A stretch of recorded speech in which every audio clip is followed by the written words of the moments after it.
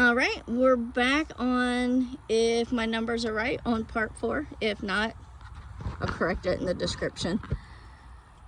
All right, I'm at 300 degrees. I showed you what it looked like, high temp, raised it, the rack up, the charcoal medium. Now, it's only been a couple minutes. This side's already starting to look good. See that? See that? That one side's a little bit hotter because it's got whiter coal. So now what I'm gonna do is I'm gonna flip this one and rotate. Why'd I rotate? Because if you look, that side's already starting to crisp up.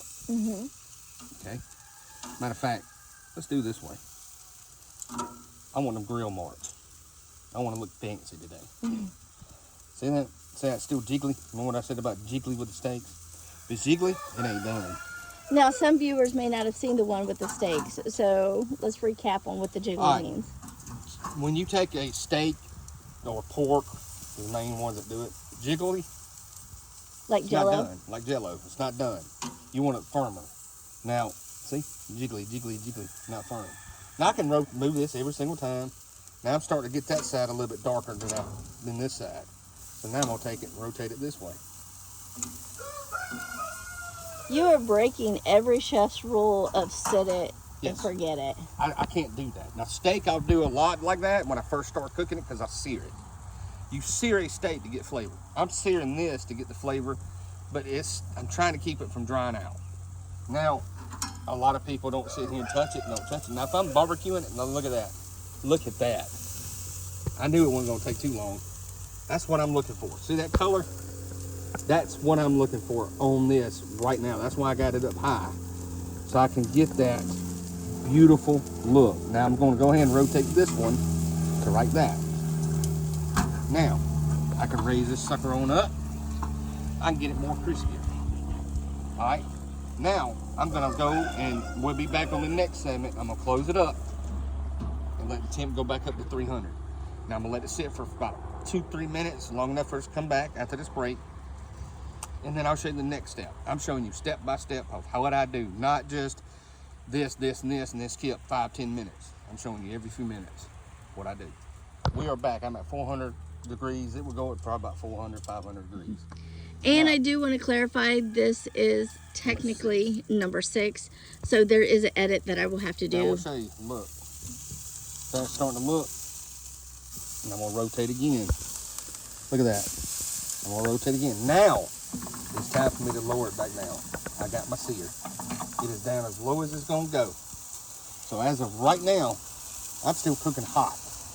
Now, for those that do not have one that has a lowering tray, what is your advice for being able to reduce that? Do not walk away from your grill. Not even for a moment. If you need something to drink, ask somebody. Don't walk away. Keep it moving. All right. I know this grill's still hot as all get out. See what I'm doing? I'm putting it over here to where I know my heat. Hear that? That's too hot. So I don't care where I put it, as long as I'm over here in not direct heat right now. Now, for those who didn't see the last videos, direct heat is directly over the coals. Yes.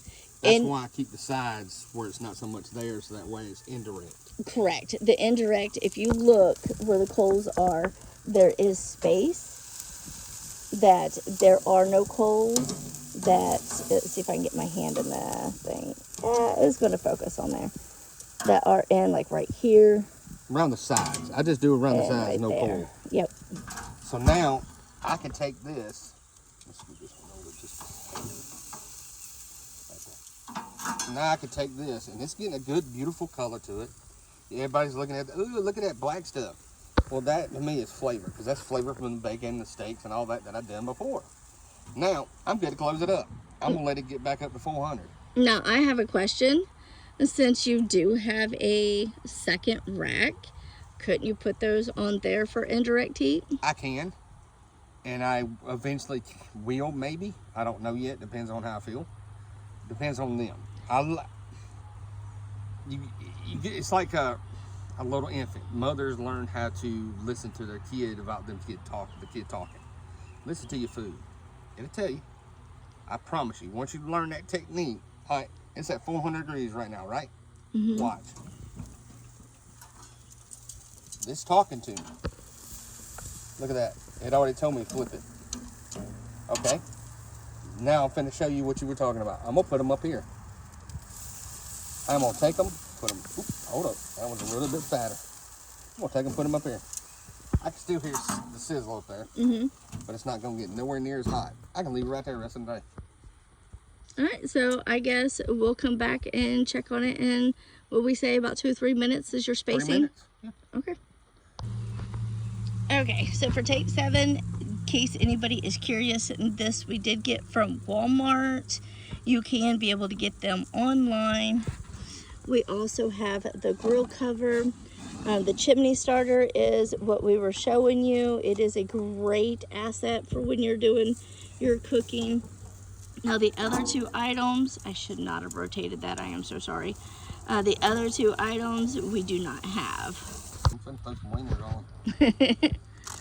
All right, we keep watching the clouds. It looks like we got a storm that is slowly trying to brew and roll in. But we're going to throw some hot dogs on, which, again, we got from Walmart. Do not walk away from your hot dogs at all. They will burn fast. They know how you like them, how long you cook them, like anything else. So, yes, I shouldn't be doing it barehanded, but I'm used to it. Give them a little space. I would be the one that would be using tongs. It really doesn't take a lot of space, but give them a little space. Okay. For the hot dogs, I leave my grill open and pay attention.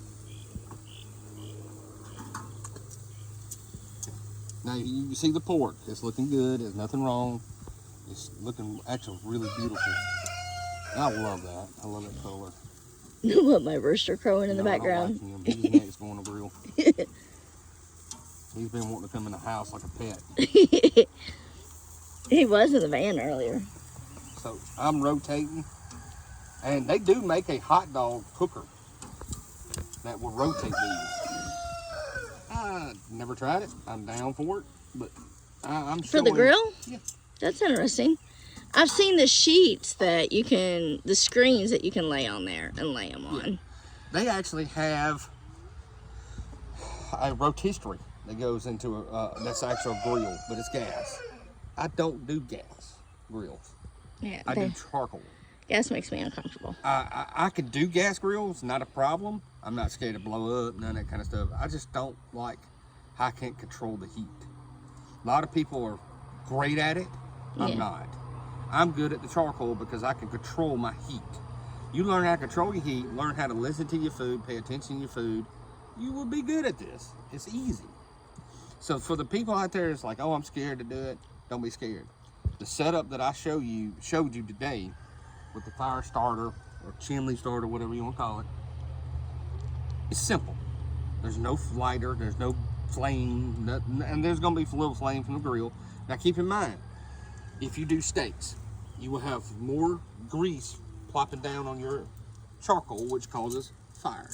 It causes a flame up. Something that's real fatty, it's going to cause it, like chicken, stuff like that. You're going to have flame ups.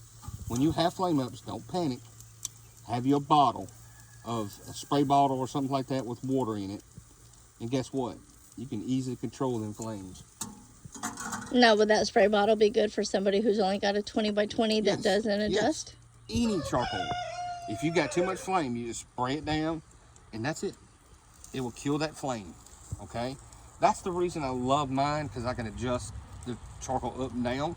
So if I get flames and I got it up, I can put it down real fast and I can spray it down. I don't have to worry about that because I know what to cook and not to cook that's fatty and not too fatty. This is lean meat, every bit of this, okay? We're going to be back in a minute, and when I do, I'm going to show you that how these are starting to firm up a little bit and stuff like that.